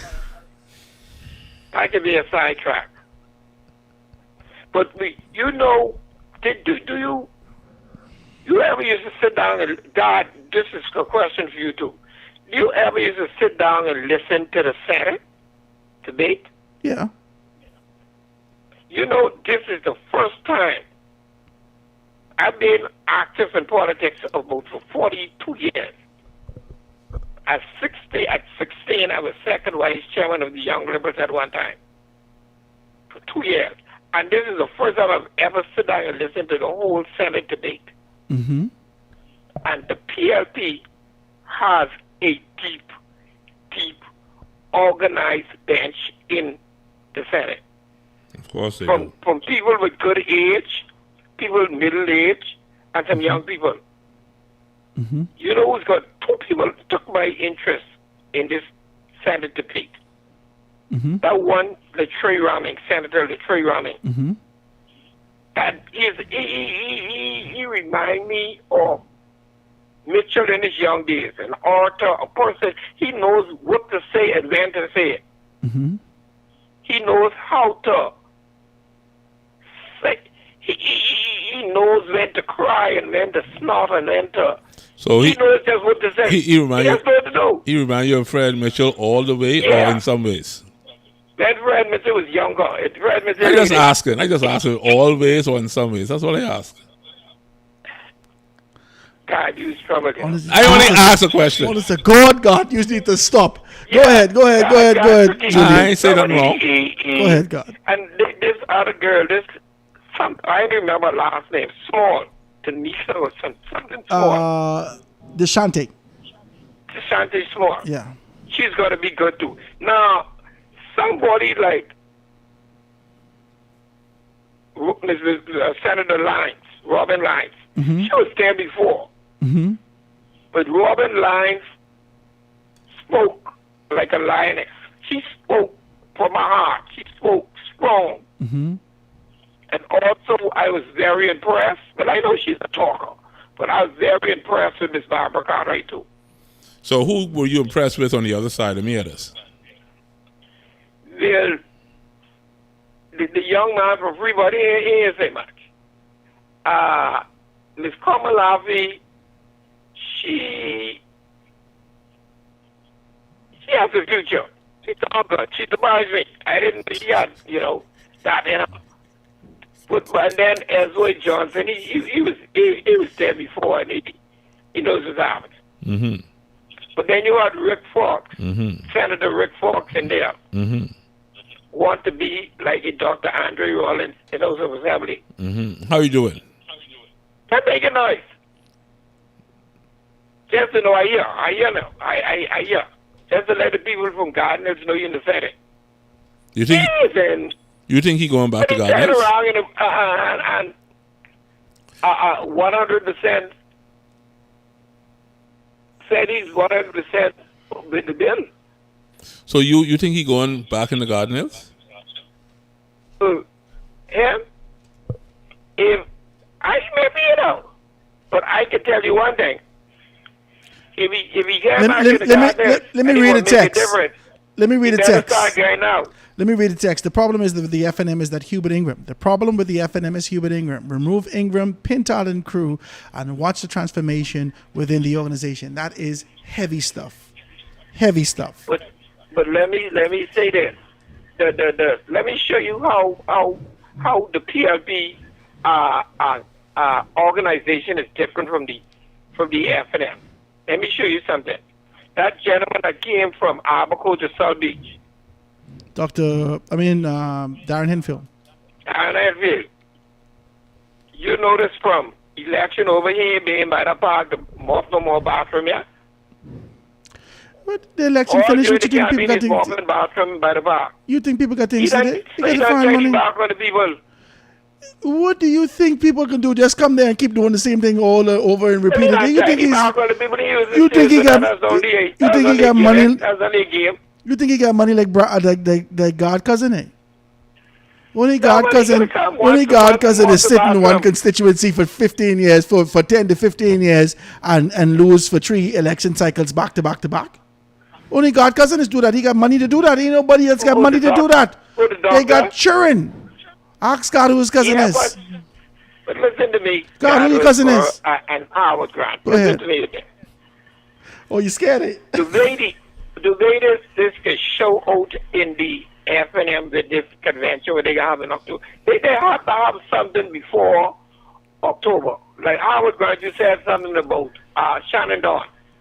If Shannon Dawn doesn't try and start getting some talk shows and being relevant and making some noise or something, they can fade away just like the child. Well, somebody, you whistle at point. You whistle at point. Somebody has said to me That Shannon Cartwright is finished. There's a text is coming in. This is Howard Grant happening now. According to sources within the Free National Movement, Carlisle Bethel is expected to seek the position of national chairman for the Free National Movement in 2027. Carlisle is the son of the former Attorney General and former FNM MP of Seabreeze, Carl Bethel. Sources further allege. Remember now, Howard Grant, remember when I tell you write the thing, I hope you write the thing on your fridge and see it coming out now. I told you it's going to be Carlisle Bethel and Travis Robertson is going to run for chairman. I tell you that. Now, I can say something to you. Remember, I tell you, remember I put the three-man team together with Carlisle, y'all don't listen Deal, and did you listen to the show yesterday? No, I was old yesterday. Sorry. If you go back and listen to the show yesterday, I would have told you who I saw and who we had significant conversation with. I told you I see Luby. I told you I saw, for the Free National Movement, I told you I saw Luby. And Luby ain't got no political connection to none of these organizations. So he and I was talking. Yeah. But whilst Luby and I was talking, Carlisle Bethel came up and had a conversation with us.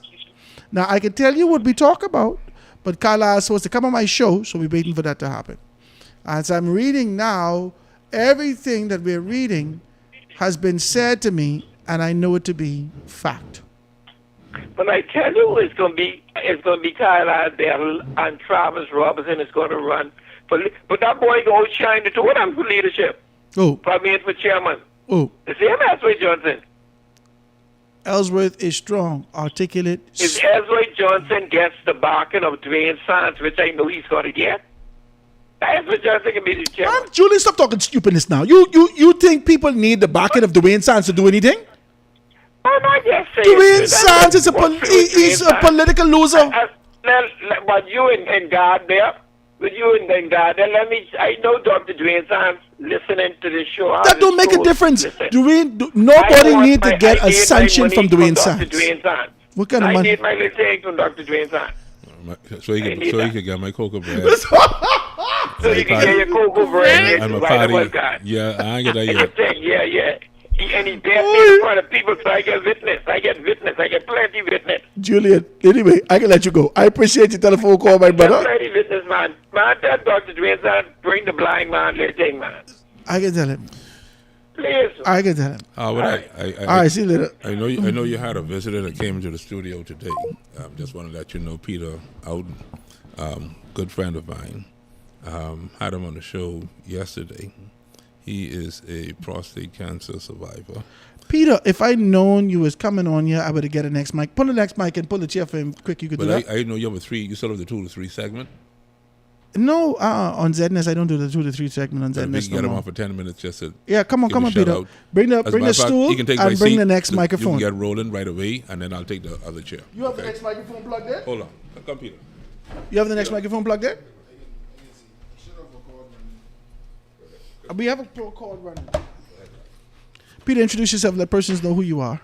Good afternoon, Bahamas. My name is Peter Ouden. I am here enjoying the show. I appreciate you, my brother. You know, and I'm only smiling at what Julian was saying. And Julian talking foolishness, man. Man. Somebody need to go to Dwayne Sands to ask him for his blessing. No, man. Julian, someone needs to give Julian one of those fleet enema. So he could clean himself out from that nonsense he was talking. But hey, or he got to go to Cocoa Plum Wellness for the hydrocolonic. Yes, he could do that. But Howard, it's a pleasure to be here on your show.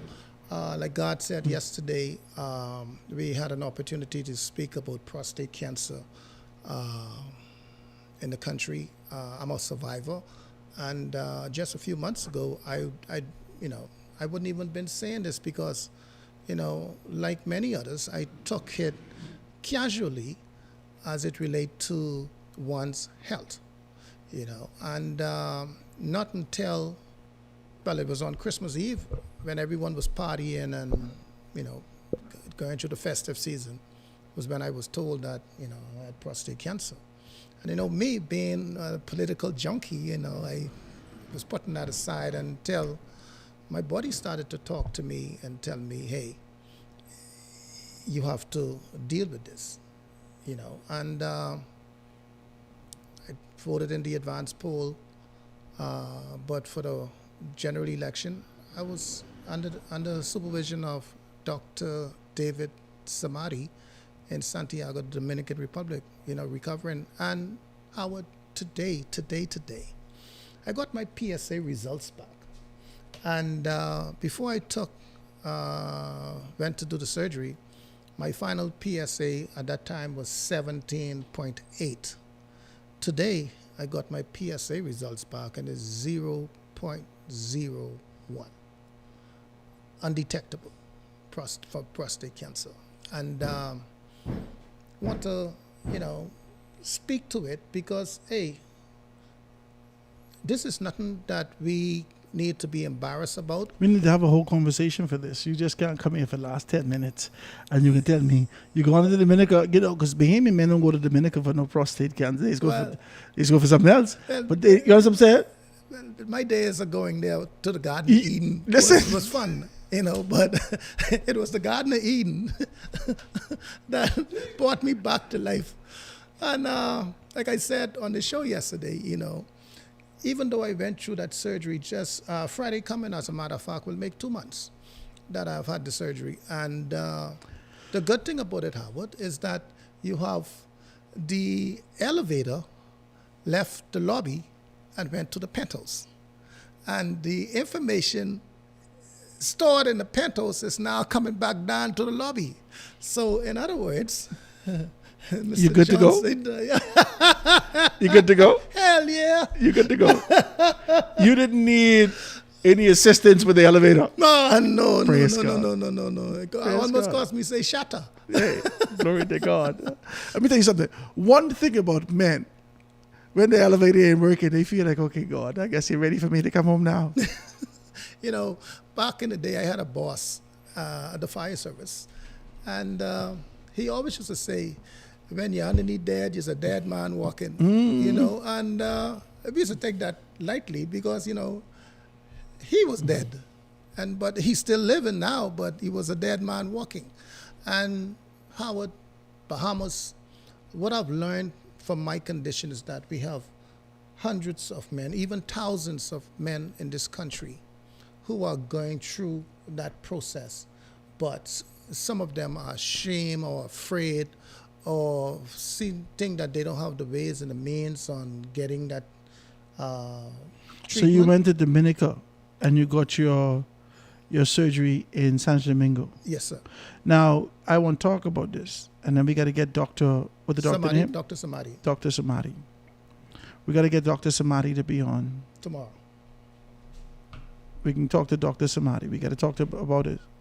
Because the truth is that I have a lot of friends who are dealing with this. We have a friend who I just called the other day. I tell him, come sit on the show with me.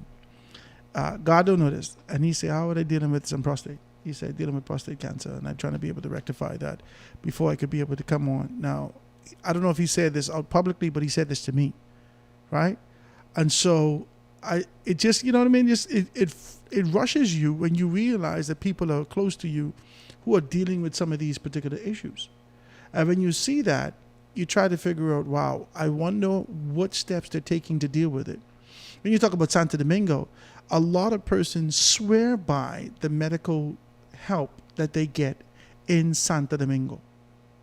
You see New Yorkers, I've read stories and documentaries where those Spanish persons in New York will not go to a doctor in New York.